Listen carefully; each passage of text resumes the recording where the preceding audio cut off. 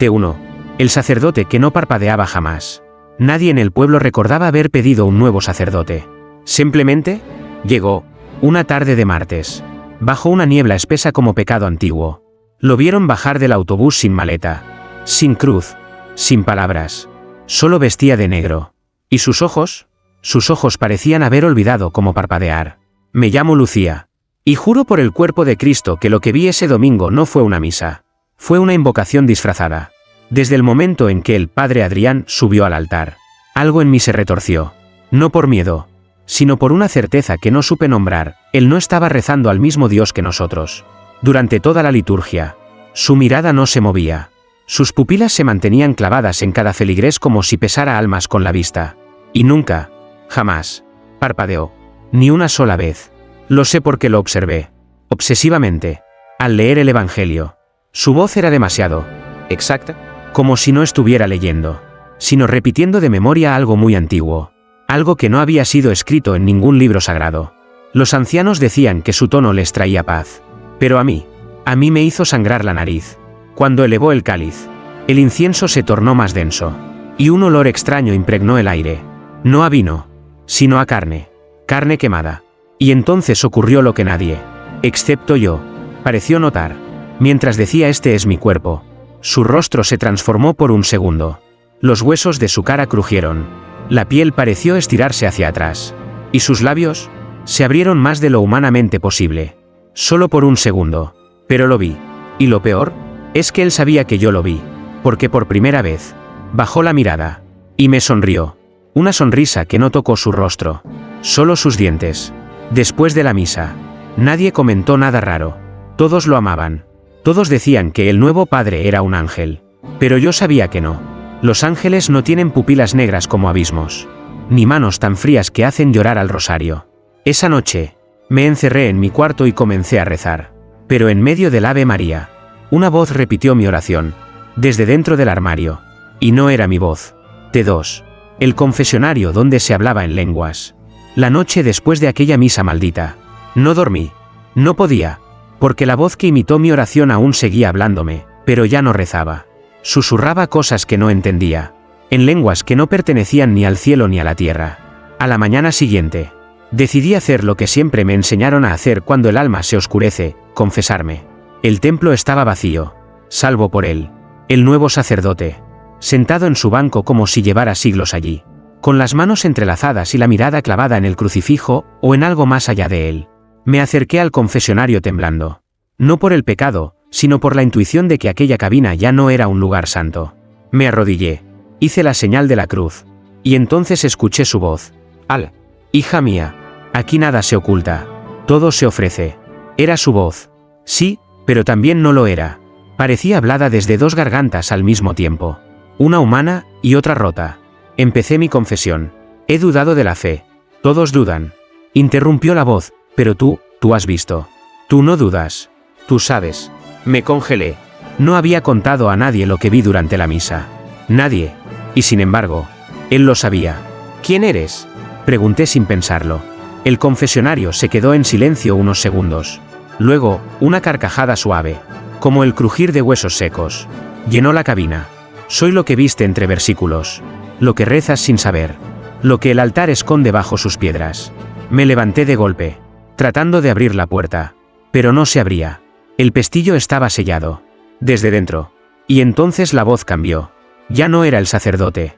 Ni el demonio. Era la mía. Mi propia voz. Repitiendo mi confesión. Pero con una entonación diferente. Burlona. Como si una sombra dentro de mí estuviera leyendo mi alma en voz alta. He dudado de la fe. He dudado de la fe. He tenido pensamientos impuros. He deseado que Dios muera. Yo no dije eso. Grité. El silencio volvió. Y por fin, la puerta se abrió con un chillido que sonó como un suspiro vencido. Corrí fuera de la iglesia, con las piernas temblando y las manos frías. Y al volverme una última vez, lo vi, el padre Adrián saliendo del confesionario. Sus labios no se movían, pero de dentro del cubículo seguía saliendo una voz. Rezando. En mi voz. En un idioma que no existe. T3. El cáliz que olía a carne quemada. Desde aquella confesión maldita, dejé de rezar. No porque hubiese perdido la fe, sino porque cada vez que lo intentaba, una segunda voz rezaba conmigo. y no siempre decía las mismas palabras. Pero el domingo llegó, como una maldición que regresa puntual. Y mi madre, devota hasta la médula, me obligó a ir a misa. No se falta a misa por miedo. Lucía, dijo, solo el demonio se alegra de eso. Quise gritarle que era precisamente el demonio quien oficiaba ahora el servicio. Pero, ¿cómo le explicas a una madre que Dios ya no está en su templo? Así que fui. Y esta vez, no me senté en los primeros bancos. Me escondí atrás. En las sombras, todo parecía igual. El incienso, los cánticos, las campanas. Pero algo flotaba en el aire, algo espeso, como si la misa entera estuviese suspendida en un aliento contenido. Y entonces lo vi. El cáliz. No era el mismo. El cáliz dorado que usaban siempre ya no estaba. El que levantó el padre Adrián era negro, opaco, y parecía hecho de cenizas solidificadas. Cuando lo elevó, todos se arrodillaron. Todos menos yo. Porque el aire cambió. Ya no olía a vino ni a incienso. Olía a carne. Carne quemada. Piel tostada por fuego lento. Vi a una anciana al lado mío vomitar discretamente en su pañuelo. Un bebé comenzó a llorar como si lo quemaran. Y sin embargo, el sacerdote sonrió con una calma que me heló la médula. Este es mi cuerpo, entregado. No por vosotros, sino contra vosotros, murmuró. Eso no era la liturgia. Eso no era el evangelio. Eso era una burla. Una inversión de todo lo sagrado. Y entonces noté otra cosa. El cáliz goteaba. Un líquido espeso, rojo oscuro como petróleo, caía lentamente desde el borde. Pero no al suelo. Caía sobre su mano, y no parecía dolerle. Me acerqué apenas un paso. Solo uno. Y sentí el calor. No de la fe, sino el calor de un sacrificio que ya había comenzado. Al final de la misa. Nadie dijo nada. Nadie preguntó por el nuevo cáliz. Nadie pareció notar el olor.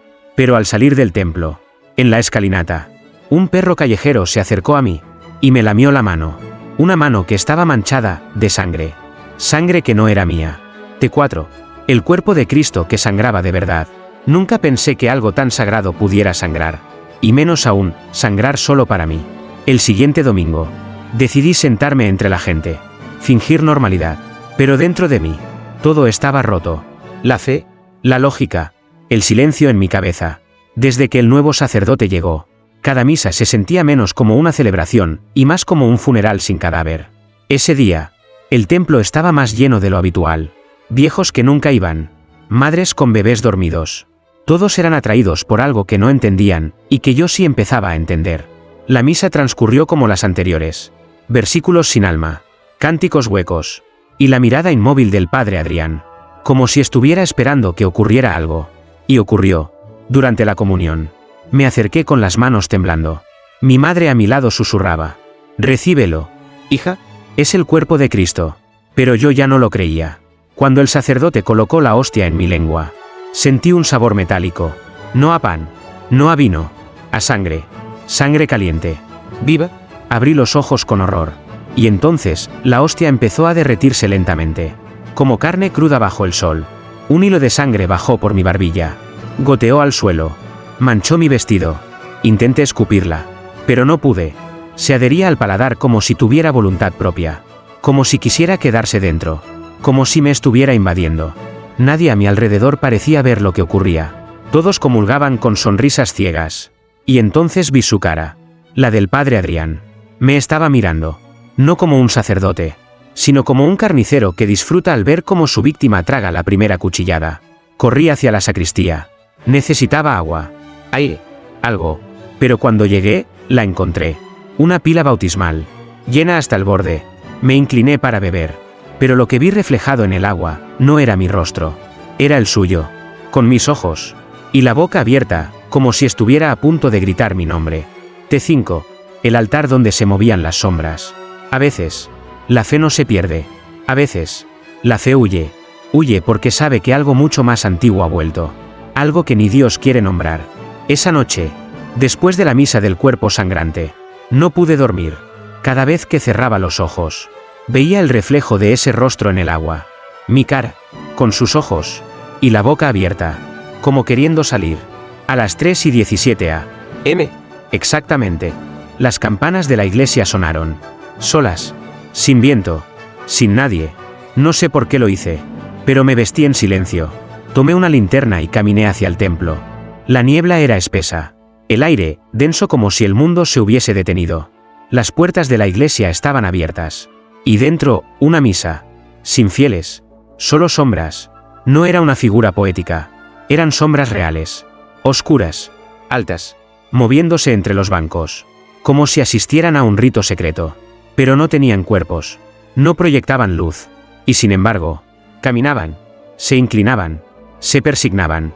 El altar estaba iluminado solo por velas negras, que goteaban cera roja como si sangraran memoria antigua. Y allí estaba él, el padre Adrián, o lo que quedaba de él, porque su rostro ya no era del todo humano.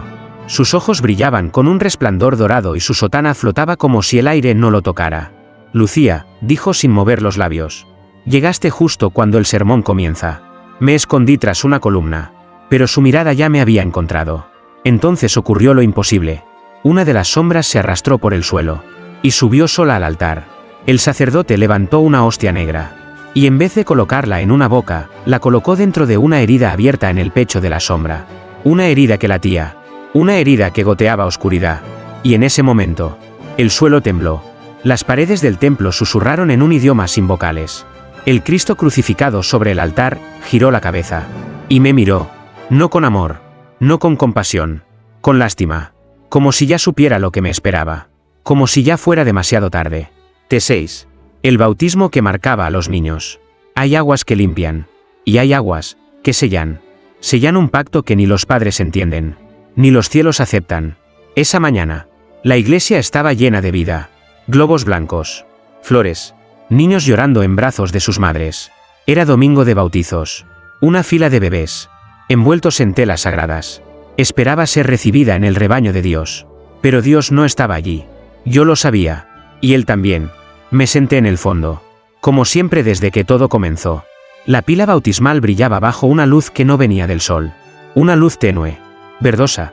Como de fuego que arde sin llama. El padre Adrián sonreía. Demasiado. Y murmuraba palabras que ninguno de los asistentes parecía notar. En el nombre del que fue. Del que cayó. Y del que regresará, escuché. ¿Eso era un error o una revelación? Los padres reían, ignorantes. Las abuelas lloraban de emoción. Pero yo observaba las manos del sacerdote. Y esas manos ya no temblaban. No eran humanas. Eran firmes. Frías. Demasiado perfectas. Cuando el primer bebé tocó el agua, chilló con una fuerza descomunal. No como un niño asustado, sino como algo que ardía desde adentro. Y entonces lo vi. Una marca. En la espalda. Una cruz invertida. Tatuada con lo que parecía piel quemada. Justo debajo del cuello. Lucía, deja de mirar así, me dijo mi madre, con vergüenza. Estás arruinando el momento. Pero yo ya no podía dejar de ver. Cada niño que era bautizado, salía con la misma marca. Todos. Y entonces, en el silencio entre un llanto y otro, una voz aguda salió desde el cuerpo de un recién nacido. No fue un balbuceo. Fue una palabra. Clara, articulada. En latín antiguo. Maledictum. El sacerdote no se inmutó. Solo acarició la cabeza del niño y susurró algo que no escuché. Después de la ceremonia, me acerqué a una madre. Le pregunté si podía ver a su bebé. Ella, sonriente, me mostró a su hijo dormido. Y allí estaba. La marca. Oscura, pulsando levemente, como si respirara sola. Me alejé corriendo. Y antes de salir de la iglesia, el padre Adrián me detuvo. Tranquila, Lucía, me dijo con voz dulce. Tú también fuiste marcada. Solo que, aún no lo recuerdas. T7. El Evangelio que el sacerdote nunca abría. Hay libros que se leen. Y hay otros, que se recuerdan. Aunque nunca hayan sido escritos. Libros que no tienen páginas. Porque están vivos. Porque respiran entre los dedos del que los sostiene. El padre Adrián llevaba siempre el mismo Evangelio. Una Biblia grande. Antigua. De cuero negro. Sin nombre en la portada. Nunca la abría. Solo la sostenía, apretada contra su pecho, como si tuviera miedo de que escapara, o de que hablara sola.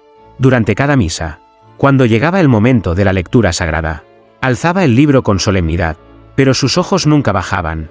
Recitaba de memoria, con palabras que no estaban en ningún evangelio conocido. Una noche, decidí comprobarlo. Busqué las frases que él usaba. No recéis para ser salvados. Rezad para ser olvidados. Nadie será redimido si no ha sido tragado por el abismo. Ninguna coincidía con la Biblia. Ninguna. Eso no era fe. Era teatro. Era invocación. Era una misa invertida disfrazada de liturgia. Esa semana, me escondí dentro del templo un jueves por la noche. Esperé, y lo vi entrar. Solo, sin sotana, sin sonrisa. Se sentó frente al altar, con el libro sobre sus piernas. Y esta vez, lo abrió. No había palabras. No había letras. Las páginas eran negras. Totalmente negras. Pero él las leía. Sus ojos se movían con devoción. Y sus labios pronunciaban sílabas imposibles. Sílabas que dolían al escucharlas. Zatur. Olminar. Etrakel. Mi nariz comenzó a sangrar. Mis uñas se clavaron en la madera del banco para no gritar. De pronto, el libro tembló, como si palpitara. Una de las páginas se desprendió sola, y cayó al suelo, deslizándose hasta mis pies. Era negra. Sí, pero al tocarla, vi una imagen. Mi rostro, con los ojos vacíos, y la lengua arrancada. Solté un grito ahogado, y en ese mismo instante, el sacerdote levantó la cabeza, no hacia donde yo estaba, sino hacia el crucifijo, y le dijo: «Ya me observan. Incluso los marcados intentan leer. ¿Acaso crees que no los huelo? Señor, ya es tarde para salvar a Lucía. Corrí antes de que me viera, pero no pude llevarme la página. Cuando volví al día siguiente, no había rastro de ella, ni del libro, solo el eco de una frase, grabada en la madera del púlpito. Todo lo escrito en este libro ya ocurrió, y volverá a ocurrir, con sangre. T8. La misa que solo terminaba cuando alguien moría. Una misa termina con paz, con silencio, con la esperanza de que Dios ha escuchado. Pero en este templo, la misa no terminaba, hasta que alguien dejaba de respirar. La primera vez que lo noté, pensé que era casualidad. Una mujer mayor se desplomó en plena bendición final. El sacerdote no interrumpió, no se inmutó, solo dijo: «Podéis ir en paz». Y todos se fueron, como si nada. La segunda vez, fue un joven que nunca supe cómo se llamaba. Murió de pie, con los ojos abiertos y la boca sangrante. La misa duró casi 2 horas, hasta que cayó. Y entonces, el padre Adrián sonrió. Otra vez, podéis ir en paz. No era coincidencia, era patrón, era precio, era ritual. Esa noche no dormí.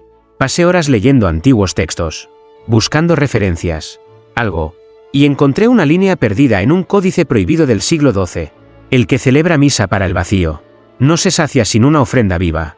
Una ofrenda viva. Cada misa requería una muerte, una vida a cambio del sermón, un alma a cambio del cierre. El domingo siguiente, llegué temprano. Me escondí en la parte más oscura del coro, con los ojos abiertos y el corazón ardiendo. El templo se llenó. La misa comenzó, y yo lo conté.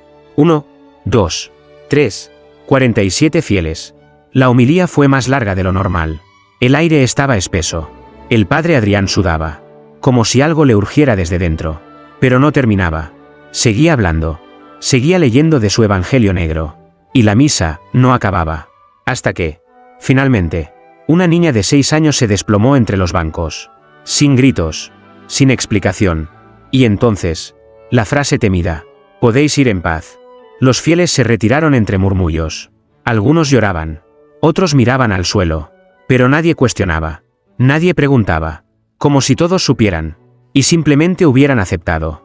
Yo me quedé sola. El sacerdote me miró desde el altar. Y dijo algo que aún hoy me quema la conciencia.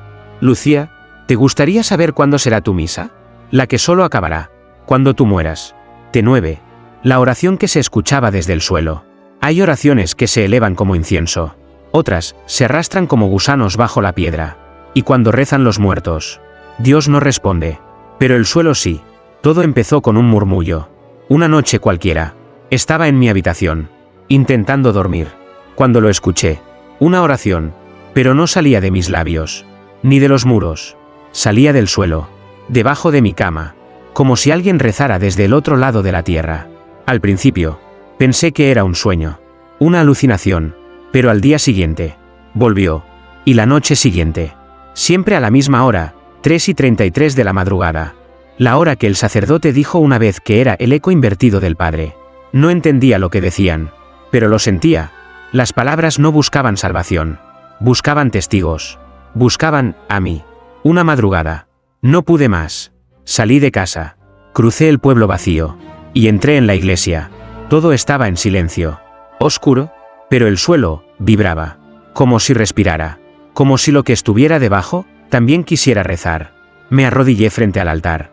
Y puse la oreja contra las baldosas frías. Y escuché. In memoriam sanguinis. In memoriam lucem. Voces. Muchas. Superpuestas. Como si cientos de almas hablaran al mismo tiempo. Pero entre todas, una destacó. Una que conocía. Mi propia voz. Rezando una oración que nunca dije. Pero que recordaba. Desde otro lugar. Desde otra vida. Me levanté temblando. Quise huir. Pero detrás de mí, una grieta. Una grieta en el suelo del altar. Y de ella, salía humo negro. Y una mano blanca. Delgada. Como de niño. Con un rosario oxidado envuelto entre los dedos. Retrocedí. Ahogando un grito. Y entonces escuché la última frase. Lucía, él ya escribió tu nombre. En el reverso del Evangelio. Y solo tú puedes leerlo, cuando el suelo te trague. La grieta se cerró de golpe. Y el templo volvió al silencio. Pero en mi pecho, algo se abrió. T10. El exorcismo que nadie pidió. Un exorcismo se hace por fe. Pero cuando se invoca sin permiso, sin pecado, no es una liberación. Es una invasión. El padre Adrián anunció en la misa. Hoy el Espíritu me ha mostrado rostros. Rostros que deben ser limpiados, antes de que sus bocas hablen. Nadie entendió. Todos sonrieron. Todos, menos yo. Después de la homilía, no hubo comunión. Hubo gritos. El sacerdote descendió del altar con un frasco de agua bendita que no olía a agua. Olía a hierro, a óxido, a sangre vieja. Se detuvo frente a una niña de no más de 10 años. La miró fijamente. Y sin previo aviso, gritó. Fuera de ella. Espíritu impuro. La niña tembló. Sus padres gritaron. Pero el sacerdote los apartó con una sola mano. Y susurró en una lengua que no se parecía a nada santo. La niña empezó a convulsionar. No por posesión, sino por terror.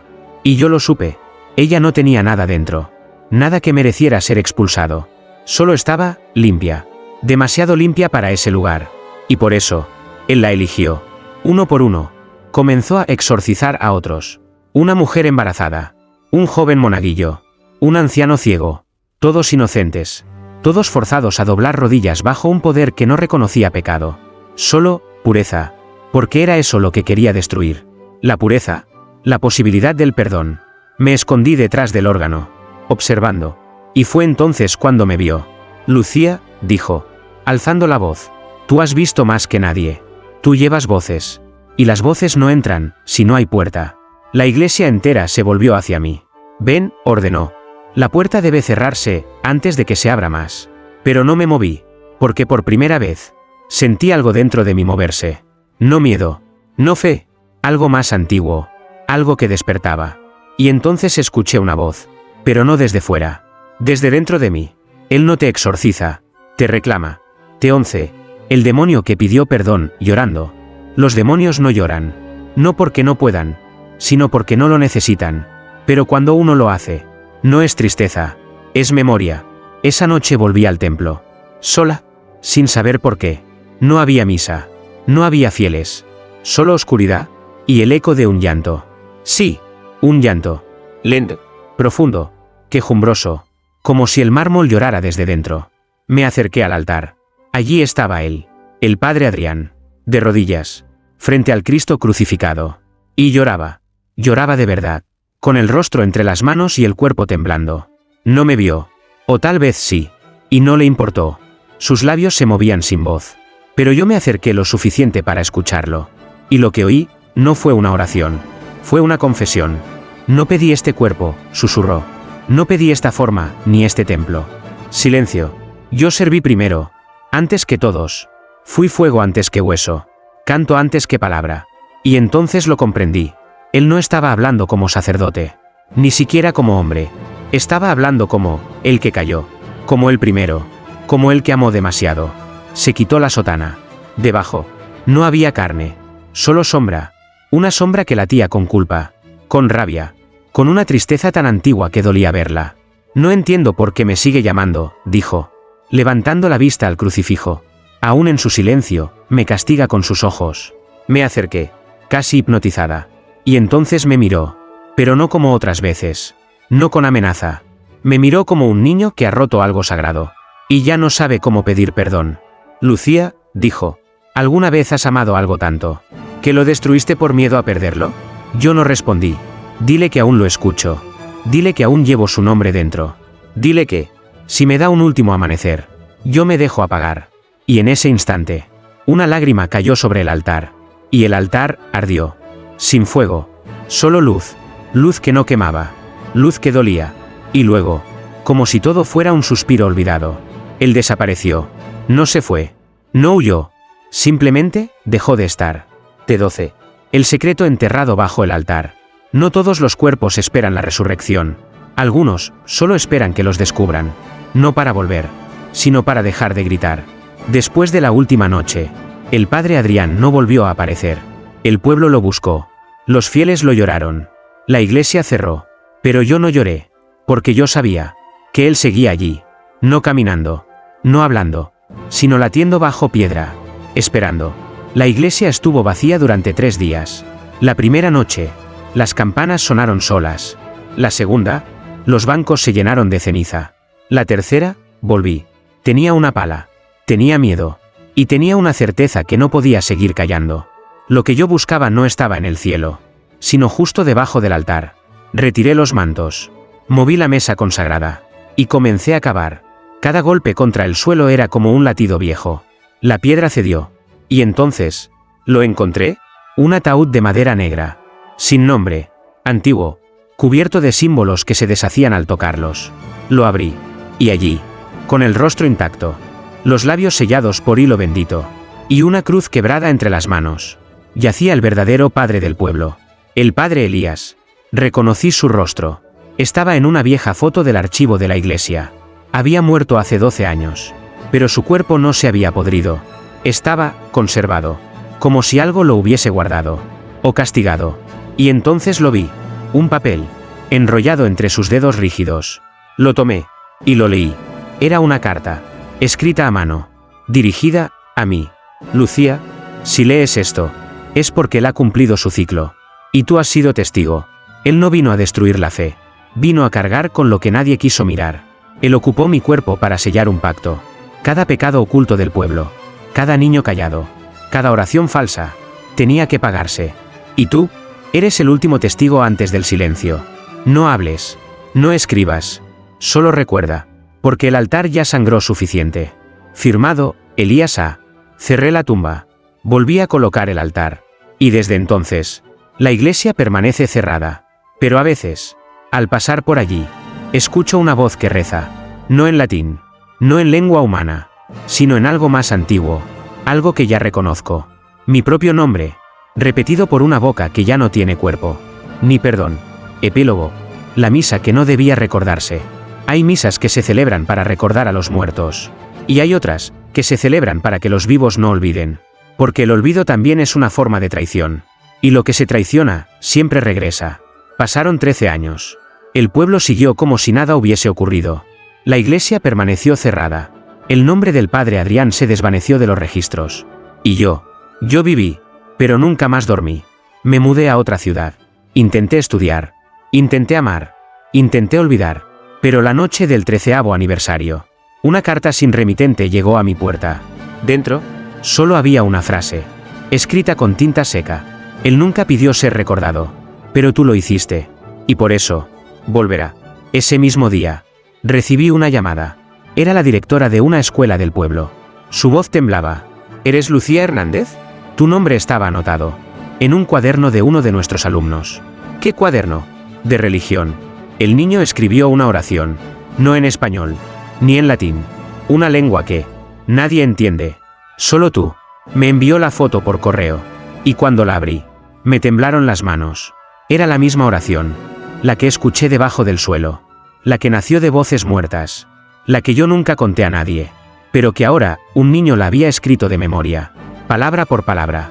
Esa noche regresé al pueblo, no por fe, ni por culpa, sino porque sentí que si no iba, alguien más celebraría esa misa por mí. La iglesia seguía cerrada, pero la puerta estaba abierta, y dentro, solo una vela encendida sobre el altar, una única silla, y un cuaderno abierto, con mi nombre escrito en tinta negra, repetido, una y otra vez, hasta llenar toda la página. Una frase cerraba el texto. La misa no terminó, solo esperó, a que tú regresaras.